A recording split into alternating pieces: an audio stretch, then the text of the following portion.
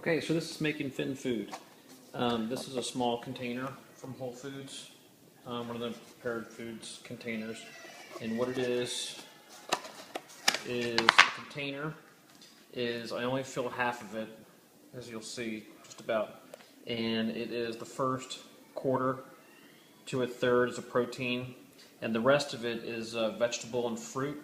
And this, since this is fresh, this has an egg. And what you do is you put that, you use the small Vitamix container, and we're going to use that, and you put all of that into the Vitamix container to start with. And usually putting the protein on the bottom is the best way to start, so we do that first. Okay, so that's done. This is going to be 1 day's food. We're going to make 30 ounces. You can see the 32 ounce mark is right here, which is perfect. So all this food fits just below the 32 ounce mark. We're going to add some other ingredients, and when we blend it up, it should pour just about 3 perfect 10 ounce containers. So the rest of the food we use, juice and milk, olive oil and fish oil, and a little bit of ghee and some salt. And what I've done is, and some coconut milk. So it's a quarter cup of coconut milk. And the juice, it's 1 cup of juice. This is a blend of carrot and blueberry. You can use whatever juice is on hand. Then I throw in a dollop of ghee, just about that size, a dollop of ghee. And 1 twist of the Himalayan sea salt, that's already been done. And then I do a splash of olive oil, just about a tablespoon. And the fish oil is already in there. The same thing, about a tablespoon to a teaspoon of fish oil. And then now you'll fill up the rest of it with milk to get to about the 32 ounce mark. So this is farm fresh milk, and you just pour slowly until it gets right to the 32 ounce mark and stop. And that's it. And that's about what your mix should look like when you take it over to the blender.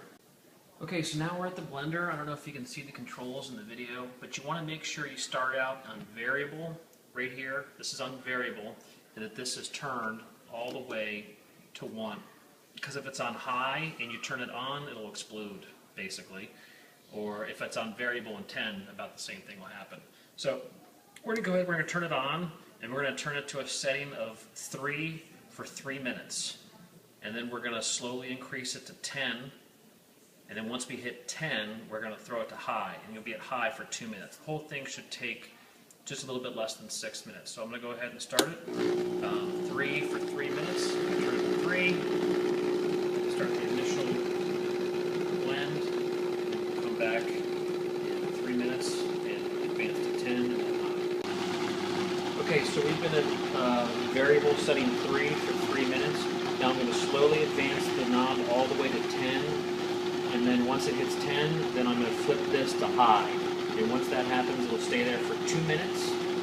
And at 2 minutes, we'll switch it off. And then we'll get rid of the bubbles. Here we go, advancing to 10.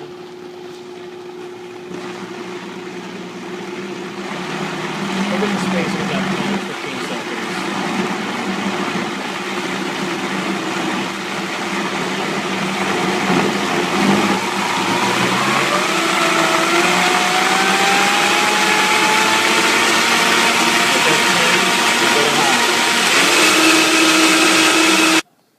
Okay, so we were at high for 2 minutes. I turned the blender off. Now I've turned it back to variable. And I've rotated the knob all the way back down to 1. So now all we have to do is get the bubbles out. And so the way you do that is you open the top so you can see in. And we're going to want to make a tornado. So we put the blender back at 3. It's on variable. This is very important because the top is off. If you've got it on high and you hit the power switch, it's going to be a mess. So then we just bump it to on for about a second or 2 as we watch the bubbles go away. So 1, 2. Wait. See it bubbling? So we do it again. We're in for maybe 3 or 4 or 5 seconds. It's bubbling out nicely. This is a good consistency. It's already making a nice tornado. That's what we're looking for. So I would just do this, leave it on 3. If it was thicker and you had to turn it to 4, you just keep turning it up until you can make a tornado. Once you make a tornado, you don't want to turn any higher because then you'll just keep making more bubbles.